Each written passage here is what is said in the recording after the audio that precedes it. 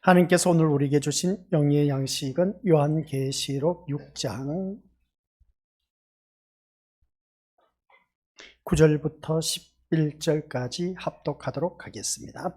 다섯째 인을 떼실 때에 내가 보니 하나님의 말씀과 그들이 가진 증거로 말미암아 죽임을 당한 영혼들이 제단 아래에 있어 큰 소리로 불러 이르되 거룩하고 참되신 대주제여, 땅에 거하는 자들을 심판하여 우리 피를 갚아주지 아니하시기를 어느 때까지 하시려 하나이까 하니, 각각 그들에게 흰 두루마기를 주시며 이르시되 아직 잠시 동안 쉬되 그들의 동무 종들과 형제들도 자기처럼 죽임을 당하여 그 수가 차기까지 하라 하시더라. 아멘. 이 말씀은 하나님께서 하신 말씀을 통해서 주신 교훈의 제목은 다섯째 인. 아버지 하나님, 주님의 은혜 가운데 우리가 6장 말씀을 다루면서 지금까지 이제 다섯째 인을 떼는 그 과정이 있습니다. 아버지 하나님, 은혜 가운데 이 다섯째 인을 떼며 우리에게 불필요한 재앙들의 그 모든 것들을 다 제거해서 진짜 백이 하나님의 신자로 거듭난 귀한 믿음의 백성이 될 수 있도록 주님께서 이 시간 우리들의 각 심령을 사로잡아 주옵시고, 그래야 더욱더 하나님 백성다운 모습으로 거듭나는 귀한 복된 시간이 되도록 성령 하나님께서 역사하여 주옵소서. 감사드리오며 예수님의 이름으로 기도드립니다. 아멘. 어제까지는 눈이 쌓여 있었는데 그 눈이 쌓였던 것이 오늘 날씨가 또 비가 오므로 인해서 녹아지는 것을 보게 됩니다. 날씨가 이제부터 또 따뜻해진다고 하는데 그래도 날씨가 춥긴 춥습니다. 그럼에도 불구하고 주님 앞에 나온 우리 귀한 믿음의 심령들 정말 잘 하셨습니다 라고 우리 서로 인사하실 바랍니다. 네. 정말 잘하신 이유가 뭐냐라고 했을 때, 다섯째 인을 뗐을 때에 우리에게 주신 그 교훈이 뭐였느냐라고 했을 때, 첫 시간에 우리가 다들 잘 알고 계신 것처럼 하나님의 말씀은 우리에게 철저하게 절망감과 무력함을 가져다 준다 하는 것이었습니다. 아니, 예배 시간에 나오면 뭔가 위로가 되고 소망이 되고, 아까 우리 배 선생 기도를 잘 하셨는데 이 말씀이 우리에게 뭔가 위로가 되고 소망이 된다면 얼마나 좋을까. 우리가 그것이 아니라 하나님의 말씀을 들으면 들을수록 절망할 수밖에 없고 무기력하고 무력한 그런 존재일 수밖에 없다 하는 것이었습니다. 그런 우리 예수님이 찾아오셨다는 겁니다. 그래서 무기력하고 절망감에 빠진 우리들에게 예수님께서는 소망을 가져다 주시고 딱 우리에게 능력을 가져다 주셨다 하는 그런 말씀입니다. 그런 가운데 우리 권속들 다들 잘 알고 계신 것처럼 스데반 집사, 이 스데반 집사가 돌에 맞아 죽어 가는데도 왜 예수님은 가만히 계셨을까? 예수 그리스도를 위하여 복음을 증거하고 있었는데 스데반 집사는 돌에 맞아 죽어갔다. 참 어떻게 보면은 이럴 때에 하나님께서 하나님 일을 하고 복음을 전파하는 자들을 지켜주시고 보호하시고 좋은 길로 우리가 인도해 주시면 얼마나 좋을까. 근데 구약의 선지자들도 그렇고 신약의 사도들도 그렇고 심지어 그의 제자들 가운데 이제 어떻습니까? 예수님을 따르는 무리들 가운데 진짜 백이 신자들은 돌에 맞아 죽는 이 스데반 집사가 같이 순교당하는 자들이 많이 있다. 이것을 보게 됩니다. 이런 말씀을 보면은 정말 우리는 절망할 수밖에 없습니다. 무기력해진다는 것이죠. 이런 그 삶 속에서 우리는 이 말씀을 어떻게 받아들여야 될까?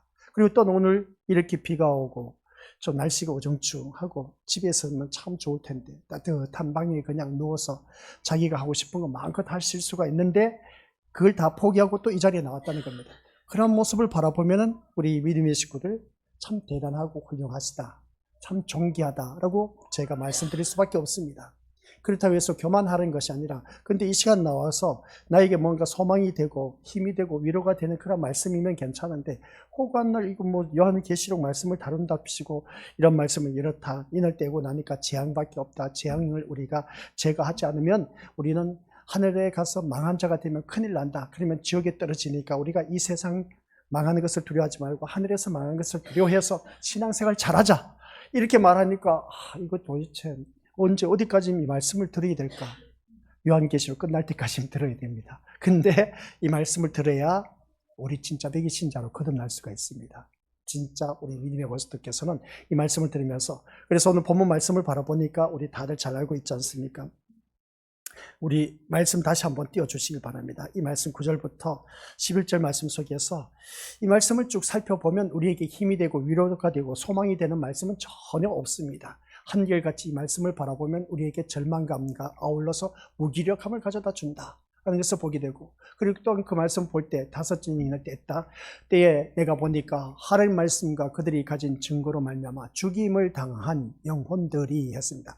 말씀과 그들이 가진 증거로 말미암아 하나님의 말씀을 가지고 증거한 그들이 죽임을 당했다, 그런 것이었습니다. 참 서글프지 않습니까? 스데반 집사, 그리고 또 복음을 선포하면서 해외로 나가서 복음을 전파하는 선교사들, 해외 선교사들 바라보면 죽음을 맛보면서 순교당한 자들이 얼마나 많은지 모릅니다. 또 끝까지 복음을 지키다가 우리 믿음의 선조들, 손양훈 목사님을 비롯해서 주기철 목사님, 많은 훌륭한 믿음의 선조들 있지 않습니까? 그 믿음을 지키는데 죽임을 당했습니다. 얼마나 참 억울합니까? 솔직히 말해서. 그런 그 모습 볼 때 그 영혼들이 한 말씀입니다. 말씀과 그 말씀을 증거한 그러한 자들이 어떻습니까? 죽임을 당했다. 죽임을 당한 자들이 그 성서에 보니까, 여기서 말씀한 것을 보니까 그 제단 아래에 있어서 큰 소리로 불러 이르시되 하면서 뭐라고 했습니까? 거룩하고 참되신 대주제여 주님 하면서 땅에 거하는 자들을 심판하여 우리의 피값을 갚아주지 아니하시기를 어느 때까지 하시니까 하는 이 말씀을 바라보니까, 그러니까 이 말씀이 뭐냐라고 했을 때 우리가 말씀을 증거하다가 어떻습니까? 죽임을 당했습니다. 우리를 죽인 자를 이제 보복해달라는 말씀일까? 그러고 있을 때 우리 믿음의 식구들 이 말씀을 통해서 지난 시간 숙제를 냈죠. 과연 나를 죽인 이러한 자들을 죽여달라는 것일까? 보복해달라는 것일까? 아니면 다른 뜻이 있을까? 라고 했을 때, 그리고 이 말씀을 바라보면 우리 믿음의 식구들, 여기서 제단 아래에 죽임을 당한 자, 왜? 하나님의 말씀을 전파하다가 죽임을 당한 자들입니다. 말씀을 전파하다가 죽임을 당한 자가 그 제단 아래에서 하소연하는 겁니다. 소리를 질러서 하나님 앞에 아뢰는 것이죠. 그래서 우리가 이렇게 죽었는데 언제까지 우리 피를 갚아주지 아니하시나이까 했더니 뭐라 했습니까? 그 다음 각각 그들에게 흰 두루마기를 주셨다. 그 흰 두루마기를 주시면서 이르시되, 이 흰 두루마기는 뭐냐면 예수 그리스도의 피값으로 말미암아 의롭게 된 자들이 입는 옷, 이 옷을 말하는 겁니다. 흰 옷을 말하는 것이죠. 그래서 그들이 이르시되, 그래서 주님께서 말씀하시되 잠시 동안 시대 그들의 동무 종들 형제들 자기들처럼 죽임을 당하여 그 수가 차기까지 너희들처럼 말씀을 증거하다가 죽임을 당한 자가 수가 찰 때까지 좀 기다려라. 야, 이거 참 어떻게 보면 절망이지 않습니까? 언제까지 기다려야 되느냐는 겁니다. 제발 좀 이거 우리들을 죽인 자들의 이 모든 것을 피를 갚아주지 아니하시기를 어느 때까지 하시려나이까 하는 이 말씀을 통해서, 그러면 자기들을 죽인 자들을 보복해달라는 의미일까? 아니면 다른 보복이 있을까? 하는 그 말씀입니다. 그래서 우리 믿음의 식구들 숙제를 냈는데 어떤 마음을 갖고 오셨는지 그냥 막연하게 오신 것 같아요. 얼굴을 한번 보니까 서로 한번 보시길 바랍니다. 선생들이 학생들을 가르칠 때 보면 숙제를 해갖고 온 아이들과 하지 않은 아이들의 차이점이 있습니다. 그래서 숙제를 한 사람은 어떻습니까? 매를 맞지 않아. 우리 어렸을 때 국민학교 다닐 때 숙제를 안 해갖고 오면 매를 맞아. 매를 맞는데 어떻습니까? 엄청나게 많이 맞죠. 그런 그 모습을 보게 되는데, 숙제를 해서 온 얼굴 같아 보입니까? 숙제를 하지 않고 그냥 왜 내가 이 자리에 그런 게 있었나? 숙제 내준 것이 있었나? 하면서 아무것도 모르고 나오신 분들 또한 있음을 보게 되는데, 얼굴을 바라보니까 거의 8, 90%는 그냥 나온 것 같아. 숙제한 사람 있다고 해도 긴가민가해. 진짜 숙제를 했는지 안 했는지. 막상 시키면 뭔가 자기가 알고 있는 걸 가지고 또 말은 하긴 하지만은 그게 진짜일까 가짜일까, 그리고 우리가 생각해 볼 수가 있는데, 아무튼 이 말씀을 보니까 여기서 우리 믿음의 원수들 이 문장 그 말씀을 쭉 살펴보면서 9절, 10절, 11절 말씀을 보면서 여기서 우리가 깨닫는 게 뭐냐? 절망감과 무력함을 느낄 수가 있다. 그래서 보게 됩니다. 그리고 또 여기서 보세요. 여기서 말씀에서 나와 있지 않지만 이들이 말씀을 증거하다 죽임을 당했다는 겁니다. 그러면 이 말씀을 통해서 우리가 깨닫는 것이 뭐겠습니까? 주님이 하신 말씀 있죠. 너희가 세상으로부터 미움을 받는 자라고 했습니다. 세상으로부터 미움을 받는 자. 세상으로부터 미움을 받는 자들이 누구였느냐? 라고 했을 때에 스데반 집사였습니다. 그리고 또한 많은 사도들이 죽임을 당했습니다. 세상으로부터 죽임을 당한 자들. 그런 모습을 바라봤을 때 세상으로부터 미움을 받은 자들이 예수님 복음을 전파하다가 죽임을 당한 자들, 선교사들, 그럴 말할 수가 있음을 보게 됩니다. 이러한 자들이 여기서 이제 우리 미래서들 이 말씀을 통해서 바라볼 수 있는 눈이 이제 더욱더 이제 넓게 바라볼 수 있어야 되는 것이죠. 처음에는 이 말씀을 바라보니까 진짜 우리들의 그 절망할 수밖에 없고 무기력함에 빠질 수밖에 없는 것을 보게 되고, 그 다음 이 말씀을 보면서 그 죽임을 당한 자들 바라보면 한결같이 뭐라고요? 하나님의 말씀과 그 증거들로 인해서 죽임을 당한 자라고 했습니다. 하나님 말씀을 증거하다가 죽임을 당한 자라는 겁니다. 그럼 이것은 곧 무엇을 말하냐? 세상 사람들로부터 미움을 받은 사람들이라고 말할 수 있음을 보게 됩니다. 그게 대표적으로 우리 스데반 집사가 있었다. 신약시대에 바라볼 때. 구약에는 선지자들, 신약에 와서는 어떻습니까? 우리 믿음의 고수들 모두 다가 사도들이 있었음을 보게 됩니다. 그리고 또 구약에 또 바라보면은 복음을 전파하면서 말씀을 지키고 그 말씀대로 살아가는 데 있어서 자기 신, 그러니까 하나님의 신을 섬기다가, 하나님의 신이라고, 하나님을 섬기다가 죽임을 당한 다니엘의 세 친구 사드락, 메삭, 아벳느고를 바라보면 이들 역시 어떻습니까? 하나님을 섬기는 그러한 자들이었습니다. 그런데 그들이 세상 사람들로부터 미움을 받아서 풀무불에 던져지는 죽임을 당하게 되네. 그래서 풀무불에 죽임을 당하는 그러한 세 명을 데리고 들어가는 병정이 어떻습니까? 병사가 불에 타 죽어버렸습니다. 그래서 그 풀무불에 이 세 명이 뛰어들었는데 병사들이 먼저 타 죽었습니다. 그걸 바라보니까 얼마나 끔찍하겠습니까? 그런데 세 명은 그랬더니 그 풀무불에 7배나 더 되는 풀무불에 뛰어들었습니다. 뛰어들었으면 타 죽어야 되는데 죽질 않았네. 이런 모습을 바라봤을 때 우리 믿음의 모습들, 세상으로부터 미움을 받은 그 다니엘의 세 친구를 바라봤을 때 그들은 그 죽임을 당하면서도 어떻습니까? 내가 믿는 하나님, 내가 사는 것도 아닌 하나님께서 살려주시면 사는 것이고 죽이면 죽는 것이다. 그런 신앙을 갖고 있었던 것을 보게 됩니다. 그게 바로 뭡니까? 하나님이 우리를 책임져 주신다는 힘이 있었던 것을 보게 됩니다. 그래서 세상으로부터 미움을 받는 자들은 죽임을 당해도 우리 하나님께서 책임을 져주신다. 이런 신앙의 힘을 갖고 있는 사람들, 이런 사람들이 세상으로부터 미움을 받았다는 것입니다. 오늘따라 우리가 믿음 생활하면서 세상 사람들로부터 미움을 당했다 하는 그런 소리가 들려온다면 천만다행입니다. 그 신앙을 가지고 끝까지 하나님 앞에 가다 보면 하나님께서 귀한 은혜를 나려주신다 하는 것을 보게 됩니다.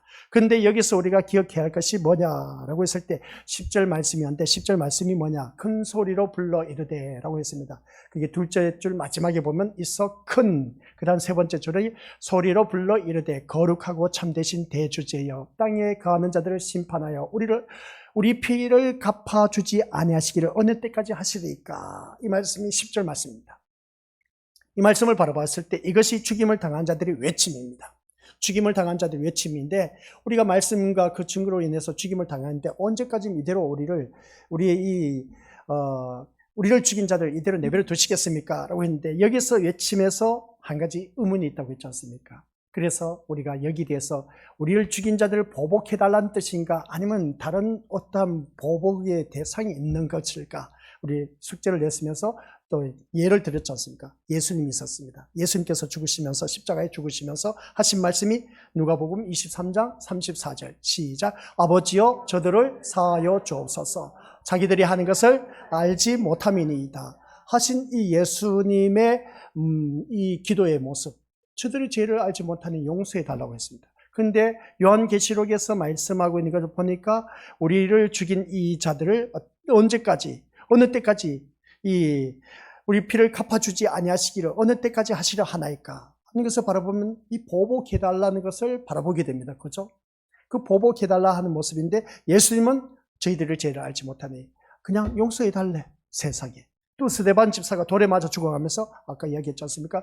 주여 이 죄를 그들에게 돌리지 마옵소서 라고 하는 말씀을 보게 됩니다. 자, 여기서 우리 미리 왔을 때 다시 위로 올려주시기 바랍니다. 예수님이 십자가에서 이 말씀하신 것과 아버지여 저들을 죄를 사하여 주시옵소서 하는 이것을 알지 못하니까 용서해달라 하는 것과 그 다음 스데반 집사가 말한 주여 이 죄를 그들에게 돌리지 마옵소서 라고 했을 때 이 보복에 관한 기도입니까? 아닙니까?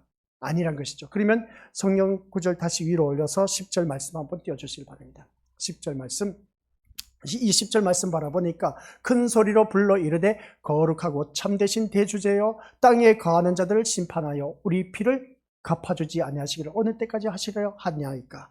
이 말씀을 보면 분명히 우리를 죽인 자를 보복해달라는 뜻이죠. 그래요, 안 그래요? 우리 미디어스들 자세히 보세요.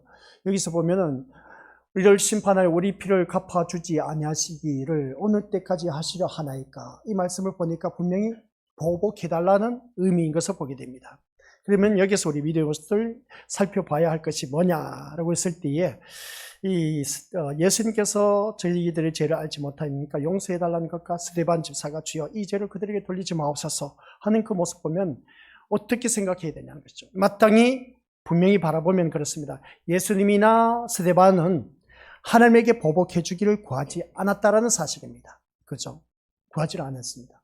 구하지 않았던 그 모습을 보게 됩니다. 오히려 죄를 그들에게 돌리지 말아 달라고 기도하는 모습을 보게 됩니다. 그런데 오늘 본문 속에서 보니까 제단 아래 죽임을 당한 영혼들은 하나님이 보복해 주기를 원하고 있다라는 사실입니다. 예수님과 스데반 집사는 저희들의 죄를 그들에게 돌리지 말라고 하면서 한 그 모습을 보게 됩니다. 그런데 본문에서는 이 죽임을 당한 영혼들이 하나님이 보복해 주시기를 바란다는 겁니다. 여기서 우리가 이제 기억하고 말씀을 묵상해야 할 것을 보게 됩니다. 이것을 이해하기 위해서는 우리 미니모스들 같이 읽어보죠. 시작. 내가 무엇을 하느냐? 내 아우의 핏소리가 땅에서부터 내게 호소하느니라. 이 말씀을 먼저 우리가 이해를 해야 된다. 이 말씀은 어떤 사건입니까? 가인과 아벨이 하나님 앞에 제사를 드리고 나서 어떻습니까? 아벨의 제사는 받아주셨는데 가인의 제사를 받지 않다 보니까 가인이 씩씩거리면서 내 제사 안 받아줬다면서 그냥 기분이 나빠서 어떻습니까? 자존심 상해서 자기 동생을 돌로 쳐 죽여버렸네. 그 내용입니다. 그랬더니 죽임을 당한 아벨이 그 피가 뭐입니까? 내가 무엇을 하였느냐? 하나님께서 묻습니다. 물었더니 하나님께서 어떻게 묻느냐? 네 아우의 피 소리가 땅에서부터 내게 호소하는 것이 도대체 어찌된 일이냐? 하면서 가인을 호되게 야단치는 그 모습을 보게 됩니다. 그러면 여기서 이 말씀 우리가 왜 계시록에서 이 말씀 꼭 적어 놓으시길 바랍니다. 창세기 4장 10절 이 아우의 핏소리가 땅에서 내게 호소하느니라. 이 말씀이 오늘 본문 속에서 제단 아래 부러지는 그 우리의 핏값, 그러니까 그 말씀을 증거하면서 죽임을 당한 것을 언제까지 내버려 두시려고 하렸나이까 하고 아주 밀접한 관계에 있습니다. 밀접한 관계에 있는데 어떻게 밀접한 관계에 있는가? 이걸 우리가 묵상해 봐야 된다는 것이죠. 그러니까 우리가 한 말씀만 가지고 바라봐서 이해될 것이 아니라 성경 구절에서 죽임을 당한 예수님, 그 죽임을 당한 예수님께서 또한 미움을 받은 스데반 집사, 그 모습 볼 때 세상 사람들로부터 미움을 받아서 죽임을 당했습니다. 그런 모습 볼 때 또 가인과 아벨 구약 성경에서 그 죽임을 당한 그 아벨의 핏소리가 들리는 이유가 도대체 무엇이냐? 이제 가인을 향해서 호되게 야단치는 그 모습을 보게 됩니다. 이런 모습을 볼 때 여기서 우리가 기억해야 할 것이 뭐냐? 가인이 아벨을 죽인 것은 하나님이 아벨의 제물만 무엇입니까? 받으신 것에 대해서 불만이었습니다. 아니 하나님 왜 아벨의 제사만 받아주고 내 제사는 안 받아주십니까? 그래서 그것은 우리가 히브리서에서 말씀한 게 뭐겠습니까? 믿음으로 드렸느냐 안 드렸느냐 거기에 대해서 우리가 살펴봤는데 이 말씀 보니까 분명히 가인도 하나님 앞에 제사를 드렸습니다. 그런 드렸으면 좀 받아주셨으면 어디 덧나나 하나님께서도 참 해도 너무하시지. 아벨의 제사만 받아줘서 그냥 괜히 그냥 아벨을 형으로 말미암아 죽임을 당하게 하신 것을 또한 하나님께서 그것을 보고 가만히 계셨다는 겁니다. 이런 걸 보면은 아벨이 그래도 제사를 드렸다 해서 우리 가인의 편에 서서 보면 충분히 이해가 되지 않습니까? 그렇죠? 그러면 여기서 우리가 어떤 일들이 나옵니까? 여기서 말씀 바라보면 바로 이런 내용이 나옵니다. 같이 읽어보죠. 시작. 자기 자존심이 아벨을 죽이게 된 것이다 하는 것이었습니다. 자존심 때문에 왜 내 제사는 안 받아주신지 모르요. 진짜 자존심 상하지 않습니까? 그렇죠? 오늘 이 자리에 앉아 계신 우리 것들 이 말씀을 들으면서 오늘 이 예배를 드립니다. 예배를 드리면서 하나님께서 이 예배 내가 드려진 이 예배 내 마음과 자세 몸과 마음과 자세를 쭉 보시고 하나님께서 내가 드려진 모습 예배 드린 모습 보니까 너무나 기뻐 받으셔. 근데 옆에 있는 믿음의 식구들 바라보니까 내 예배는 하나님께서 기뻐 받아주실까 안 받아주실까 보니까 도저히 저 사람은 안 받아주실 것 같아. 또 본인이 생각해도 내가 이렇게 예배를 드리는데 저 사람은 참 하나님께서 기뻐 받으시고 항상 기쁜 마음, 즐거운 마음으로 저렇게 기도도 잘하고 찬양도 잘하고 하나님께서 저 사람은 예배를 기뻐 받아주실 거예요. 근데 나는 바라보니까 그 사람과 비해서 잼도 안 되네. 난 찬양도 못해. 기도도 못해. 하는 말씀 아는 것도 없어 하면서 의기소침해 하면서 이렇게 내가 드려지는데 하나님께서 기뻐 받아주실까 하는 그러한 모습. 그런 모습을 바라볼 때 어떻게 보면 참 어떻게 자존심 상하기도 하고 내가 이 자리에 왜 왔을까 하는 의문점을 갖는 경우도 있음을 보게 됩니다. 그래서 오늘 말씀을 보니까 이 아벨의 제사와 가인의 제사를 볼 때 아벨의 제사를 받아주시다 보니까 가인은 자존심 상한 겁니다. 자존심이 상하다 보니까 동생 아벨을 죽이게 된 겁니다. 그래서 이 가인이 생각하는 것이 뭐냐? 나는 무시되어서는 안 된다는 생각입니다. 내가 왜 무시를 당해야 돼? 그러면서 하신 말씀이 뭐였겠습니까? 시작. 하나님이 하신 일에 대한 불만으로 나타나게 된 것. 자, 여기서 우리 믿음의 식구들 생각해야 할 것이 뭐냐? 라고 했을 때에 오늘 9절, 10절, 11절 말씀 속에서 세 가지를 말해요. 첫 시간에는 우리들은 말씀을 통해서 절망감과 무력함을 느끼게 된다. 그 다음 두 번째, 시간을 맞이해서 우리는 세상으로부터 미움을 당한다. 미움을 당한 자들의 순교자들의 모습을 나타내고 있습니다. 그게 바로 요한계시록 9절, 10절, 11절에 다 포함되어 있습니다. 그리고 여기서 가인과 아벨을 바라보면서 가인과 아벨의 제사를 드렸는데 근데 아벨의 제사를 받아들이고 어떻습니까? 가인의 제사를 받아들이지 않았다. 그럼 여기에 대해서 어떻습니까? 하나님 하신 일에 대해서 가인이 불만을 품었다 안 품었다? 불만을 품다 보니까 왜 내 제사는 안 받아주고 아벨의 제사만 받아주느냐고 원망불평한. 그래서 그 화살이 누구에게 갔다? 아벨을 향해서 어떻습니까? 그 화살이 가서 그냥 아벨을 죽이게 된 것을 보게 됩니다. 여기서 우리가 조심해야 할 것이 있습니다. 하나님 하신 일에 대한 원망불평하는 사람들, 그러한 자가 셋째인을 떼고 보니까 우리에게 있다 없다? 있다는 겁니다.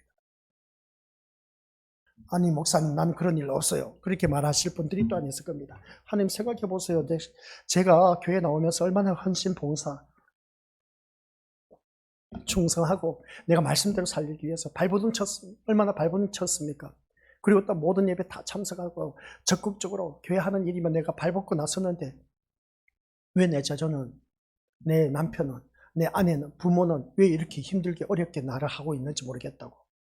하소연 한다 안 한다? 백발백중합니다. 안 한 사람 어디 있겠습니까? 저도 하나님 앞에 얼마나 삿대질을 많이 했는데 신학 공부하면서. 그래서 어제 우리 말 바뀌면 배다영 선생 그 신방 예배를 들으면서 제가 신학 공부하면서 먹고 살기 힘들었던 때를 또다시 막 이야기를 했던 것입니다. 그런데 하나님께서 왜 그러면 불러주셨으면 먹고 살만할 수 있도록 배가 고프지 않도록 그리고 또 책을 사볼 수 있도록 신학 공부하게 했으면 책을 사볼 수 있는 책값이라도 줘야 되지 않느냐는 겁니다. 그리고 먹을 수 있는 밥값이라도 줘야 되지 않느냐는 겁니다. 하나님 앞에 제가 그래서 그때에 신학생들이 참 많이 갔던 신해산 기도원이 있습니다. 매주 화요일 되면 또한 용산교회에서 신학생들만을 위한 기도회가 있었습니다. 그래서 기도회하고 금요일도 어떤 신해산 기도 올라가고 했던 때가 한두 번이 아니었습니다. 올라가서 부르짖는 기도가 목에 핏대를 새가면서 하나님 도대체 어찌 이럴 수가 있느냐고 원망불평을 얼마나 했는지 몰라요. 근데 하나님은 꿈쩍도 하지 않아요. 제 기도 들어주시지도 않더라고요. 진짜 해도 넘어가지. 그래서 그래 알겠습니다 하는. 그렇다면 지금 어찌 하겠습니까? 지금 당장 목구멍이 파도청인데 돈이 있어야 되는데. 그래서 킥서비에서 하다가 교통사고 나서 3개월 만에 깨어났지 않습니까? 모두 터졌죠. 터지고 나서 3개월 만에 깨어나서 보고 나서 그때서야 하나님 알겠습니다. 죽으려면 죽겠습니다 하고 오직 이 길만 걸어왔던 것을 보게 됩니다. 그러면서 우리 믿음의 식구들께서도 그렇습니다. 어느 누구든지 오직 하나님만 바라보고 제가 이 길을 가겠습니다 했는데 저는 그렇습니다. 하나님 앞에 신실함이라는 것이 있습니다. 주의 종으로서 얼마든지 편하게 목회할 수가 있습니다. 얼마든지 편하게 할 수 있는데 우리 근데 더 편하게 할 수 있는 것, 우리 믿음의 목회자들이 자기가 편한 대로 얼마든지 할 수가 있지 않습니까? 그래서 우리 믿음의 식구들이 속을 안 썩히니까 제가 너무나 편해요, 목회가. 속을 썩히면 어떻습니까? 이걸 붙잡고 하나님 앞에 매달리고 그냥 어찌하면 좋겠습니까? 또 때로는 사람의 생각을 내세워서 아무개 집사, 아무개 장로가 이렇게 저렇게 하니까 권사가 이렇게 나가서 좀 일을 좀 입막음해서 어떻게 해달라. 이렇게 머리를 굴릴까 안 굴릴까? 목회자들 얼마든지 굴려요. 근데 우리 교회 식구도 보면은 한번 우리 믿음의 식구들 위로해 주시길 바랍니다. 목회자 속 안 썩여서 참 다행입니다. 시작. 제가 그래서 목회하는 게 참 편해. 편하고 너무나 좋아. 다른 게 이야기를 들어보면은 성도들이 그냥 속을 썩히는데, 아이고, 대고 하면서 이렇게 저런 소리 들으면은 그러냐고. 저는 그렇습니다. 속을 썩히면 속을 썩히는 대로 그냥 살아가는 길밖에 없어. 그러면서 어떻습니까? 그런 성도를 바라보면서 하나님, 저는 그래 하나님 앞에 제일 먼저 찔러대는 게 뭐냐? 아무개 좀 권속, 아무개 집사, 아무개 장로, 뭐 우리 권사님, 하나님 들으셨죠? 하나님 앞에 뭐 이러는 길밖에 돼 있겠습니까? 이런 소리를 들었는데 하나님 어찌하면 좋겠습니까? 그냥 던져놔버리고 잊어버려. 근데 어느 한순간 보면 그 모든 문제가 다 해결돼.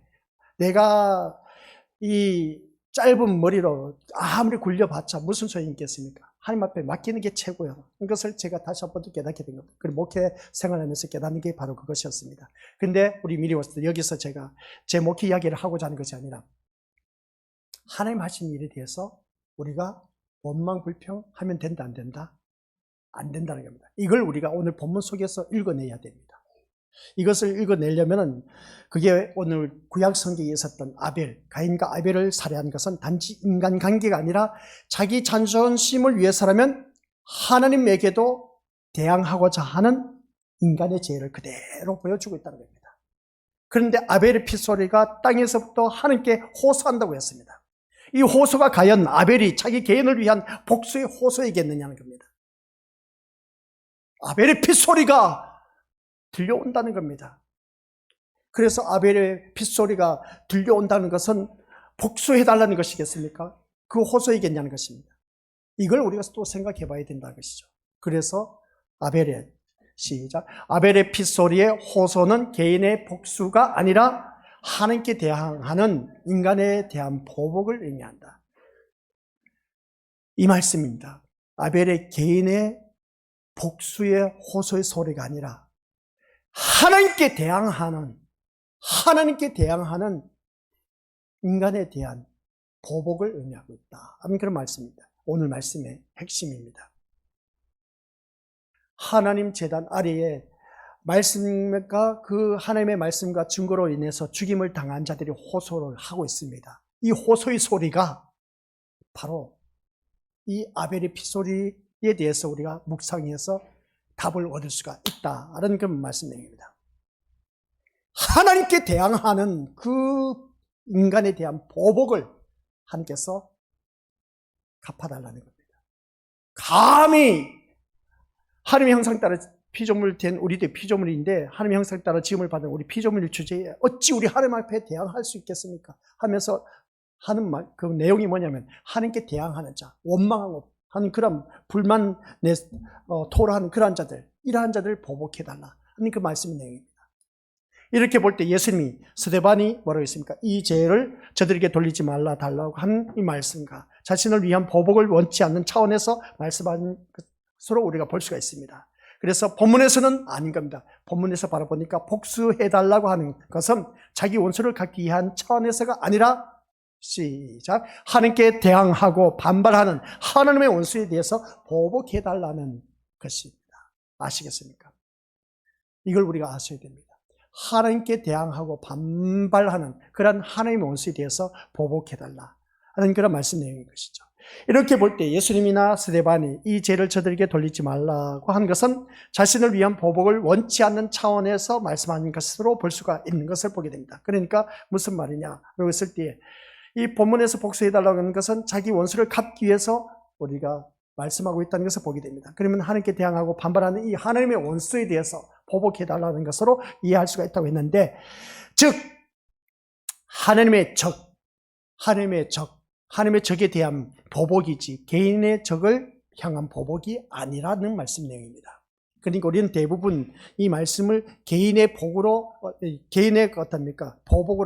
개인을 향한 그 보복으로 인해서 말씀을 우리가 이해할 수가 있는 것인데, 그게 아니라 하나님의 적에 대한 보복을 우리가 바라볼 수 있는 눈이 있어야 된다, 열려야 된다는 말씀 내용입니다. 그러니까 여기서 바라보면은 말씀을 듣다 보면 그렇습니다. 이렇게 죽임을 당한 신자들의 외침에 대해서 뭐라고 했느냐, 성경 말씀 보니까 11절입니다. 각각 그들에게 시작, 흰 두루마기를 주시며 이르시되 아직 잠시 동안 시되 그들의 동무 종들과 형제들도 자기처럼 죽임을 당하여 그 수가 차기까지 하시더라. 그 제단 아래에 있는 자들에게 뭐라고 했습니까? 흰 두루마기를 주셨다는 겁니다. 흰 두루마기, 흰 옷을 주셨다는 것이죠. 바로 예수 그리스도의 피로 말미암아 죽임을 당한 자, 그 제3의 은총을 받은 자에게만이 이 흰 두루마기를 주셨다는 겁니다. 이 옷을 주셨다는 거죠. 흰 옷을 주셨다는 겁니다. 의의 옷을 말하는 것이죠. 예수 그리스도의 피로 말미암아 의롭게 된 자들이 입을 수 있는 그 흰 두루마기, 이것을 우리에게 주시면서 이르시되 아직 잠시 동안 시대, 뭐라고 했습니까? 동무, 종들, 그리고 형제들, 자기처럼 하나님의 말씀과 그 증거로 인해서 죽임을 당하는 그 수가 차기까지는 좀 기다려라 하는 것을 보게 됩니다. 이것이 곧 뭐라고 했습니까? 세상에 대한 보복을 약속하신 것을 알 수가 있으면 보게 됩니다. 세상에 대한 보복을 약속하신 것이라고 했는데, 이것이 바로 세상에 대한 보복이 뭡니까? 세상 끝을 말하고 있는 것이죠. 세상 끝. 그때가 언제일까? 주님 오신 날이죠. 그리고 신자는 이 끝을 바라보고 사는 자입니다. 그날이 올 때까지 그것을 바라보고 우리가 지금 신앙생활을 하고 있습니다. 주님 다시 오실 그날을 바라보면서 지금 우리가 신앙생활을 하고 있다는 그런 말씀입니다. 그러면 하나님이 택한 자가 죽임을 당하는 그 수가 채워질 때 하나님은 세상에 대해서 보복을 하신다는 말씀입니다.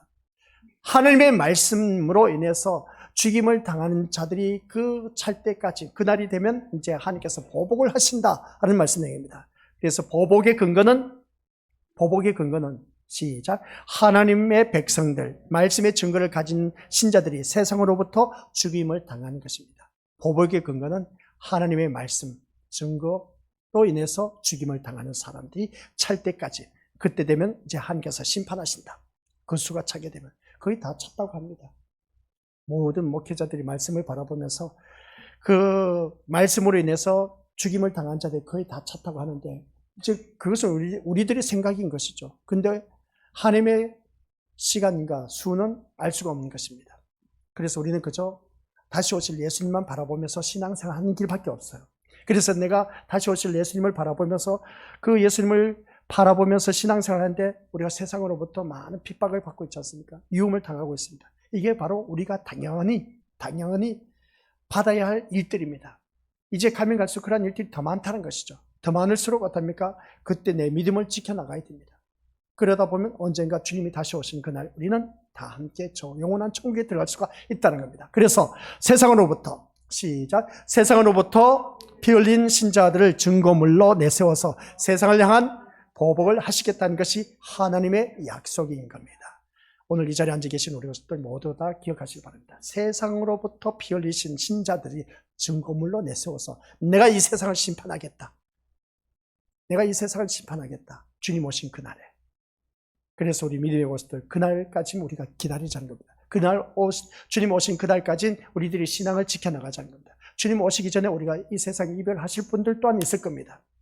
그러나 살아있는 우리들은 언제 주님 오실지 모르기 때문에, 언제 내가 또 죽을지 모르기 때문에 끝까지 우리는 여기서 말씀을 지키면서 말씀 따라 온전히 순종하면서 그 말씀을 증거하는 자, 그래서 땅끝까지 이르러 믿음의 산증인이 되라 고 있지 않습니까? 증인된 삶을 살라고 했습니다. 증인된 삶을 살다 보면 핍박이 있을 수가 있고, 또 그것으로 인해서 업신여김을 당하고 세상 사람으로부터 미움을 당할 수가 있고 따돌림을 당할 수도 있습니다. 그리고 또한 어떻습니까? 억울한 일을 당할 수도 있습니다. 이러한 일들이 우리에게는 얼마든지 있을 수가 있다는 겁니다. 끝까지 우리 다시 오실 예수님을 기다리면서 또 기다려야 된다라는 말씀입니다. 그래서 하나님 보실 때 세상은 정말 문제투성입니다. 하나님 보실 때. 그래 하나님 보셔 이 온 우주 만물을 만들어 놨을 때, 바라봤을 때 하나님 보시기에 참 좋았다고 했습니다. 근데 아담과 하와가 죄를 범함으로 인해서 그 좋았던 세상이 다 이제 문이 닫혀버렸습니다. 이게 이제 창세기 말씀 들어가야 되는데, 창세기 말씀 계시로 끝나고 창세기 들어갈까 싶어요. 끝과 끝을 달려야죠, 그죠? 처음과 마지막을 이제 또 달렸는데, 처음으로 가면 또 말씀이 새롭게 우리가 창세기 우리 또 이미 벌써 살펴봤습니다. 근데 또 다르게 또 우리에게 주어진 것을 보게 됩니다. 그래서 이 세상을 바라봤을 때 문제투성이, 우리 믿음의 모습들, 내 자녀들 바라보니까 문제투성입니까? 문제투성이 아닙니까? 다 문제투성이야. 제가 우리 믿음의 식구들 바라봤을 때 문제투성일까 아닐까?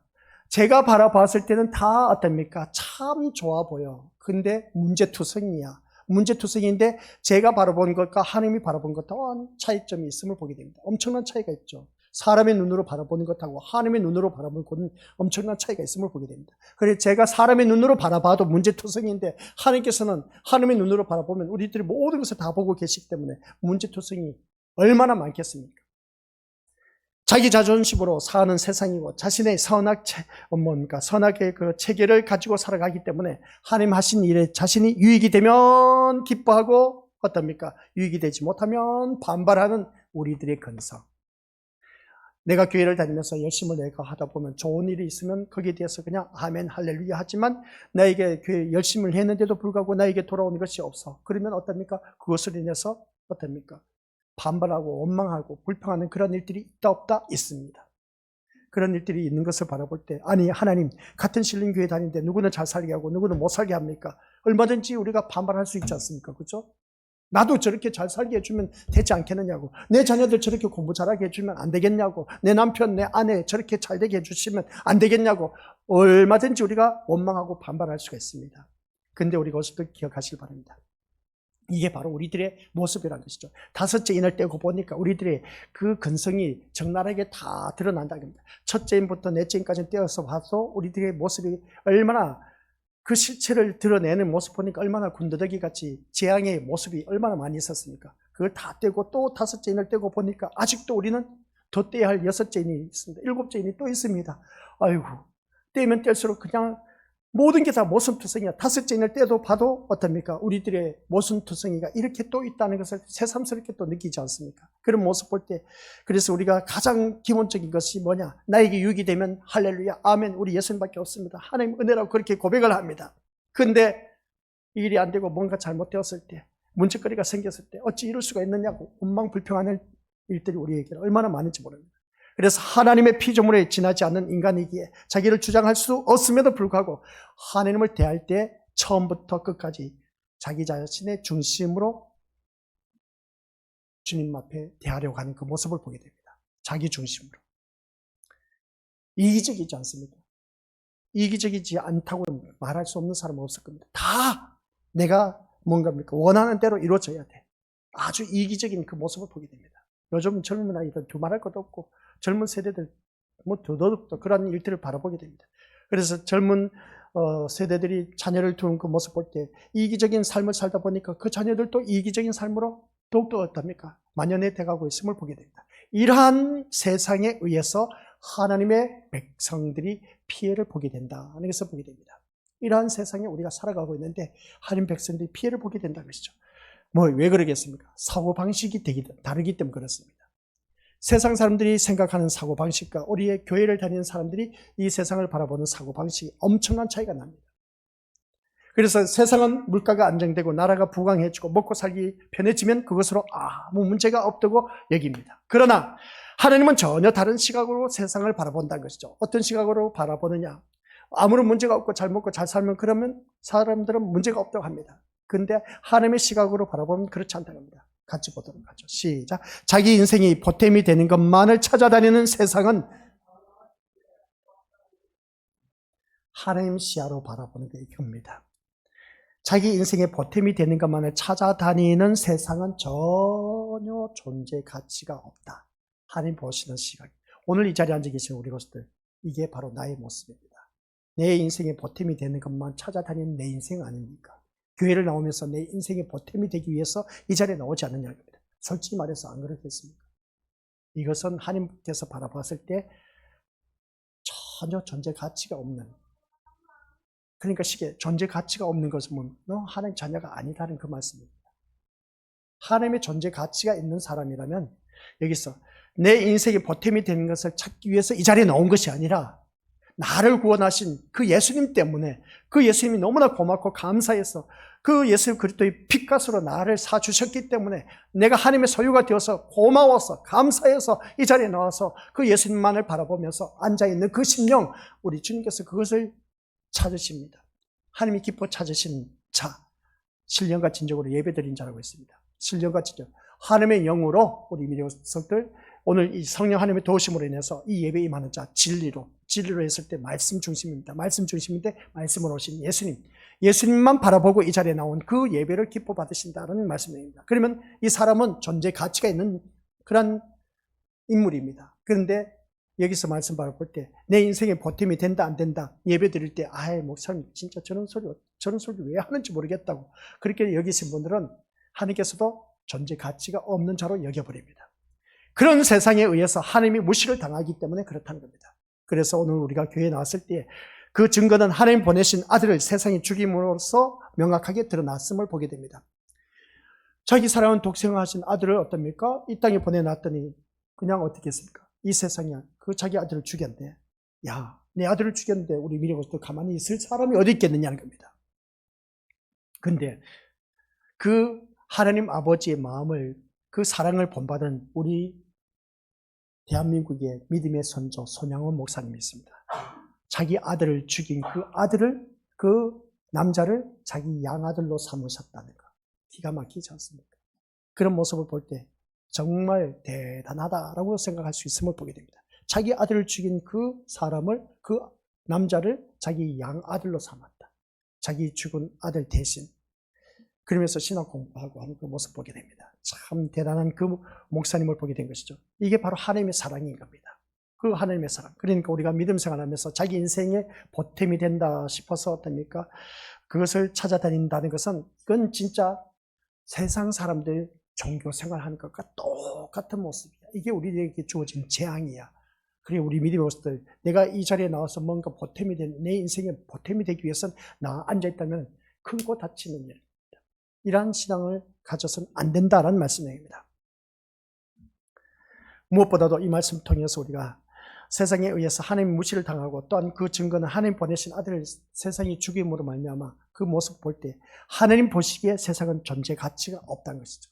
뭐라고요? 하나님은 이 세상을 바라보니까 존재 가치가 될 만한 것이 없다는 겁니다. 그래서 하나님의 택한 백성이 죽임을 받아서 그 수가 차게 되면 하나님의 보복이 세상에 이제 떨어지게 되는 것입니다. 그렇다면 중요한 것은 오늘 누굽니까? 우리들이라고 말할 수 있음을 보게 됩니다. 그래서 우리들을 바라볼 때 오늘 본문이 우리에게 어떤 현실로 다가와야 하느냐는 겁니다. 그것은 세상 끝을 보고 살아가는 자가 되어야 된다. 아시겠습니까? 세상 끝을 바라보고 살자는 겁니다. 세상 끝을 바라보면 세상 끝은 곧 죽음의 선을 넘어서면 다른 세계가 펼쳐집니다. 그러니까 세상 끝을 바라보고 살아가야 되는데 현재 진행형으로 어떻습니까? 이 세상에 푹 빠져서 살아가고 있는 것을 보게 됩니다. 남들이 누린 거 나도 누리고 싶다는 겁니다. 그런 그 모습을 바라봤을 때 세상 끝을 보고 사는 것이 오늘 저와 우리들의 현실이 되어야 한다는 사실 아시겠습니까? 오늘 그래서 본문을 통해서 세상의 끝을 명확하게 우리가 알았습니다. 그러면 하나님이 세상에 대해서 무엇 때문에 복수하시는가를 알았다는 것이죠. 그런데 하나님의 복수의 대상이 누구냐는 겁니다. 하나님 복수의 대상이 누구냐는 겁니다. 하나님 복수의 대상은 바로 오늘 이 자리에 앉아있는 우리 자신들입니다. 우리 자신이에요. 아니 목사님 어찌 그런 말을 하십니까? 하나님 복수의 대상이 왜 내가 되어야 됩니까? 항의를 충분히 할 수 있지 않습니까? 나는 하나님 복수의 대상이 아니에요. 나 하나님 자녀이기 때문에 하나님께서 나를 구원해 주신다는 것이죠. 그래서 내가 이 자리에 나와서 예배 드리고 있지 않습니까? 하면서 어떻습니까? 나는 절대로 하나님 복수의 대상이 아니다. 라고 그렇게 우리가 극구 부인할 수 있을지 모릅니다. 복음을 안다고 하는 사람들이 자칫 범하기 쉬운 잘못은 복음을 안다는 것 때문에 자신을 제의 자리에서 제외하고 있다는 것입니다. 복음을 안다고 해서 자기의 제의 자리에서 제외시킨다? 아니요. 복음을 안다는 것을 방패로 삼아서 하나님 복수의 대상으로부터 제외하는 것임을 보게 됩니다. 그런데 여기서 볼 때 그러나 바로 우리가 아벨을 죽인 가인이나 똑같은 모습이라는 것이죠. 무슨 말이겠습니까? 하나님 앞에 원망하고 불평하고 그 불평을 내세우면서 불만하면서 자기 자존심 때문에 사람을 죽인 그런 모든 일들, 이 가인의 모습, 이 모습이 곧 나의 모습이라는 겁니다. 우리가 바로 하나님의 선택에 대해서 반기를 들었다는 겁니다. 하나님이 하신 일에 대해서 불만을 가진 자들이 누구냐? 오늘 우리라는 겁니다. 하나님의 일에 대해서 반기를 들고 불만을 내세운 자들이 오늘 믿음 생활을 우리들이 아니냐는 겁니다. 그렇게 하지 않은 사람은 손들어 보라는 것이죠. 하나님 하신 일에 대해서 그냥 늘 반기, 아이고 하나님 그건 하나님이 하신 말씀이지 하나님 말씀입니까? 그렇죠. 우리는 그렇게 못해요. 반기를 내세우지 않습니까? 그리고 또 하나님 어찌 이럴 수가 있습니까?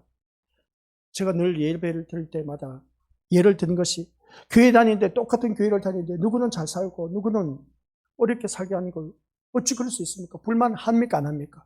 왜 내 자녀는 이렇게 속을 썩이는지 몰라요. 남의 자녀 바라보니까 정말 착하고 잘 자라는데 왜 하면서 불만을 가진 자 누굽니까? 바로 우리가 아니냐는 겁니다. 그래서 오늘 이 자리에 앉아 계시는 우리 것들 모두가 하나님의 복수의 대상이 누구다? 바로 내 자신, 우리라는 것이죠. 근데 이것을 우리가 부인하고 있는 것을 보게 됩니다. 아니요, 나는 아니라고. 아니기 뭐가 아닙니까? 있는 그대로 제가 말씀드리지 않습니까? 하나님 앞에 불만을 내세우고 그런 그 모습 볼 때, 그래서 오늘 이 자리에 앉아 계신 우리 것들 모두가 반기를 내세우면서 하나님 어찌 그럴 수 있느냐 불만을 내세우는 그런 우리들 볼 때 우리는 같이 읽어보도록 하겠습니다. 시작. 우리는 내가 살아가는 환경이 별 문제가 없기만을 원했지 하나님 앞에서 내가 문제 있는 존재라는 것을 생각하지 않고 살았다는 겁니다. 이게 바로 우리 미디어들의 현실의 주소입니다. 다섯째 인을 떼고 보니까 환경이 별 문제가 없기만을 원했던 우리들의 신앙의 모습이 있지 하나님 앞에서 내가 문제 있는 존재라는 것을 고백하는 사람이 누가 있겠습니까? 오늘 이 말씀을 통해서 우리가 깨닫게 된 겁니다. 그게 누구겠습니까? 그 제단 아래에서 호소하는 자리에 소리가 언제까지입니까? 말씀과 그 증거로 인해서 죽임을 당한 자들이 하나님 앞에 하소연을 합니까? 언제까지 이렇게 가만히 계실 겁니까? 하는 그 소리가 뭐냐라고 했을 때에 하나님을 향해서 반기를 들고 원망하고 불평하고 불만하는 자들입니다. 그가 누구냐? 바로 우리라는 것이죠. 우리 자신이라는 겁니다. 오늘 우리가 이 말씀을 통해서 다시 한번 참 너무 무섭지 않습니까? 이러한 그 모습 속에서 신앙생활을 하면서 우리는 이 재앙이 없을 것이다. 아니요. 우리들의 삶인데, 우리들의 삶이 뭡니까? 하나님 앞에 나와서 반기만, 아유, 저는 그 말씀대로 못 살아요. 왜 못 살아? 살 수 있으니까 하나님 말씀을 주셨지. 그리고 또한 우리가 원망 불평하지 않습니까? 하나님 어찌 이럴 수가 있습니까? 원망 불평하는 모습이 바로 우리들의 모습. 이게 바로 제단 아래에 있는 그 자들이 하소연하는 겁니다. 언제까지 이렇게 그냥 내버려 둘 것이냐고. 그래서 끝까지 하나님의 말씀을 지키면서 그 말씀대로 살아가기 위해서 몸부림치다가 죽임을 당한 그 자들이 찰 때까지 아직 차지를 않았다는 겁니다. 그러니까 무슨 말이겠습니까? 여기서 우리 것들 또 한 가지 또 깨닫지 않습니까? 알고 신자 찾기가 그렇게 힘들다는 겁니다. 차지 않았다는 것은. 아니 그렇게 많은 세월이 흐르고 기독교인들이 그렇게 많이 죽어갔는데 아직도 그 수가 차지 않았다는 겁니다. 그러다 보니까 아직 주님 오시지 않았어. 알곡 신자가 그렇게 없다는 겁니다. 오늘날 큰 교회 출입하는 교인들이 얼마나 많습니까? 그 교인들 가운데서 죽어간 사람들이 얼마나 많이 있었습니까? 근데 말씀을 펼쳐보니까 이 계시록이 다루지 않았다면 이건 몰라요. 저도 몰랐어. 이 말씀을 다루고 보니까 이제서야 깨닫는 겁니다. 그 수가 차지 않다 보니까 아직 주님이 안 오시네. 먼 하늘 이상한 구름만 떠도 행여나 우리 주님 오시는가 고대해. 이 복음서가 있지 않습니까? 근데 주님 아직도 오시지 않아. 그 이유가 뭐겠습니까? 진짜 백이 신자 찾기가 그렇게 힘들단다. 너가 좀 진짜 백이 신자가 좀 되라. 알고 신자가 되라는 것이죠. 우리 믿음의 식구들. 알고 신자가 없기 때문에 내가 아직도 이 세상이 진짜 존재 가치가 없음에도 불구하고 벌써 멸망시켜서 다 싸그리 없애버릴 수가 있는데 싸그리 없애지고 지구를 멸망시키지 않는 이유가 아직도 하나님께서는 그 때를 기다리고 있다는 겁니다. 그 존재 가치, 그러니까 하나님의 말씀에 온전히 목숨을 걸 수 있는 진짜 되기 신자가 목숨을 걸고 살 그런 자들이 별로 없다는 겁니다. 근데 다 한결같이 이 세상에서 잘 되기를 바라고 그렇게 종교 생활하는 자 너무나 많다는 겁니다. 우린 그런 자가 되어서는 안 된다고 했죠. 이 다섯째 인을 떼니까 맞죠? 다섯째 인 맞죠?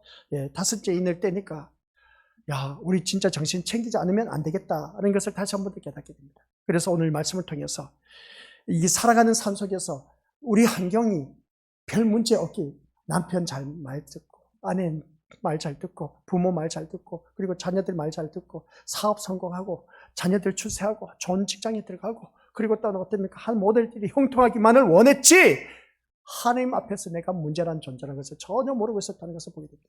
우리가 조금만 어려움이 있으면 원망불평하지 않습니까? 이게 바로 제단 아래에서 부르짖는 자들이 하소연한 것입니다. 하나님 언제까지 이대로 내버려 두시겠나이까 하는 그 모습 보게 됩니다. 그런데 너희들처럼 말씀 앞에서 죽임을 당하는 그 자들이 수가 찰 때까지, 이 말이 뭔지 아십니까? 알고 신자가 찰 때까지. 그런데 알고 신자가 없다네.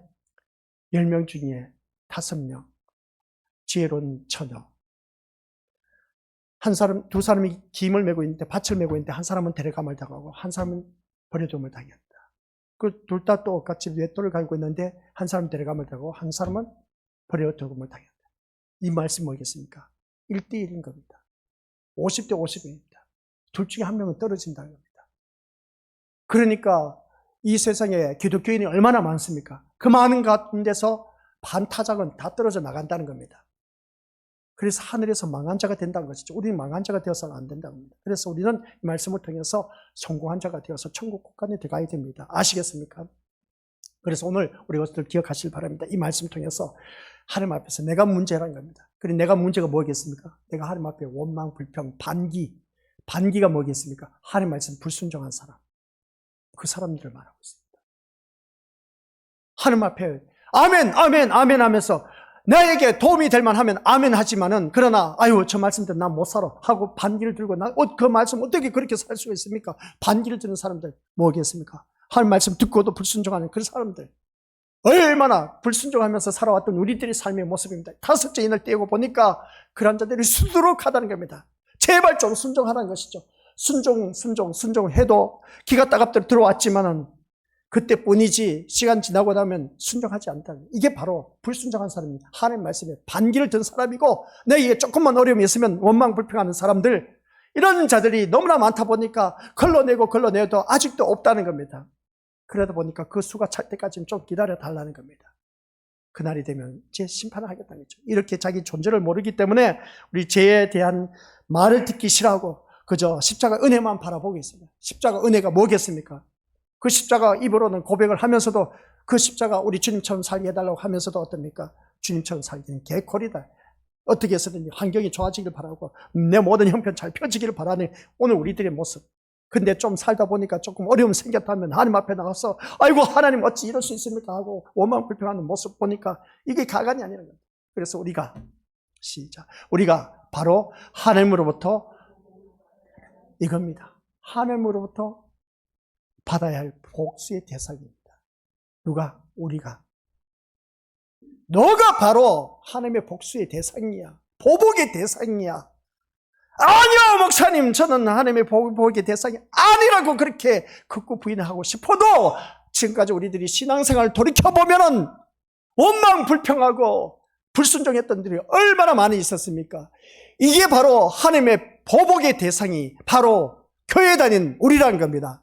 이 소리 누가 듣고 싶어 하겠습니까? 아무도 듣기 싫어하는 것이죠. 그런 우리를 위해서 예수님이 오셨습니다. 그래서 우리 예수님이 필요한 겁니다. 그러므로 인간의 존재를 알아야, 왜 내가 하나님 복수의 대상인가를 알게 될 것이고, 그것을 알아야 우리를 위해서 오신 예수 그리스도만 의지하게 된다는 겁니다. 그래서 오늘 교회 나올 때마다 제가 우리 믿음의 식구들에게 예수님만 바라보고 나오라는 이유가 바로 그겁니다. 예수님이 내가 저주를 받아서 보복의 대상이 되어서 지옥에 떨어질 수밖에 없었는데 그 예수님 때문에 우리는 천국 가게 되었다는 그것을 알려주기 위해서, 그래서 교회 나올 때마다 우리가 예수님만 생각해야 되지 다른 거 생각할 필요가 없다. 세상 걱정 근심해봤자, 환경 문제 이거 가지고 나와봤자 우리 하나님은 꿈쩍도 하지 않는다. 얼마나 무서운 하나님인지 아세요? 하나님의 말씀을 전파하는데 왜 하나님께서 말씀 전파는 순종해서 선지자들, 구약의 선지자들이 하나님 메시지를 듣고 나가서 전파하는데 그들이 왜 죽임을 당해야 되냐는 겁니다. 하나님 냉정하게 그냥 내버려 두셔. 신약의 사도들도 그렇습니다. 선교사들도 그래요. 그리고 또 우리 믿음의 선조들도 그렇습니다. 죽임을 당하도 그냥 내버려둬. 너무 잔인하지 않습니까? 하나님이. 그렇게 죽어가는 자들이 수가 차게 될 때까지 그 진짜배기 신자들 그 차기까지 아직도 지금까지 기다리고 있다는데, 그러한 자들이 많으면 이 세상은 이미 다 심판받고 말 겁니다. 근데 아직도 심판하지 못한 이유가 뭐냐? 그러한 진짜배기 신자가 없다네. 우리 믿음으로서 이렇게 신앙 지킬 수 있습니까? 주기철 목사님, 판때기, 우리 미디어들 여기 있습니다. 이 판때기에다가 어떤지 아세요? 못을 다 박아 올리면 이 못이 뾰족뾰족 다 올라와 있지 않습니까? 이걸 걷게 한 겁니다. 이 아주 나쁜 놈들.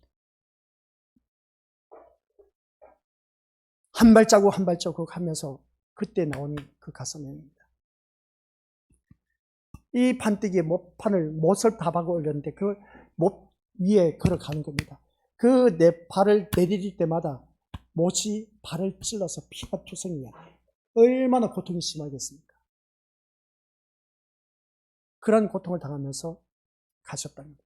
그러한 죽임을 당한 자가 차야만이 이 세상이 심판 마지막이 온다는 겁니다. 그러한 고통 당할 자 누가 있겠습니까? 나 못해요! 다 도망갔지. 도망가는 사람은 다 지옥에 떨어진 겁니다. 근데 우리 믿음의 선조들은 갔습니다. 순교당했습니다. 그런 믿음의 자세가 있습니까? 우리 믿음의 식구들? 순교할 자세가 있느냐는 것이죠. 그런 자세가 없으면 천국 갈 생각을 하지 말라는 겁니다. 조금만 어려워도 그냥 눈물 콧물 뿌리면서 제발 좀 이거 어떻게 해결해 달라고 그렇게 우리들의 모습 보면 참 가관이 아닌 겁니다. 세상 문제는 별것도 없습니다. 어차피 우리는 인간의 본질을 뭐라고요? 흙으로 돌아가게 되어 있습니다. 그 흙으로 돌아갈 수밖에 없는 우리들의 존재인데, 근데 오늘 본문 말씀을 보니까 그 수가 아직도 더 찼다고 하니까 그 수가 바로 오늘 이 자리에 앉아 계신 우리 믿음의 식구들이 되어야 돼. 아시겠습니까? 끝까지 믿음을 지키면서, 이 믿음의 자리를 지키면서 우리 주님 오시는 그날까지 말씀 중심으로 살아가고 하나님 앞에 나와서 무조건 말씀 앞에서는 순종, 맹종, 복종 다 하시길 바랍니다. 가타부터 이유를 달지 말고, 그것은 반기야.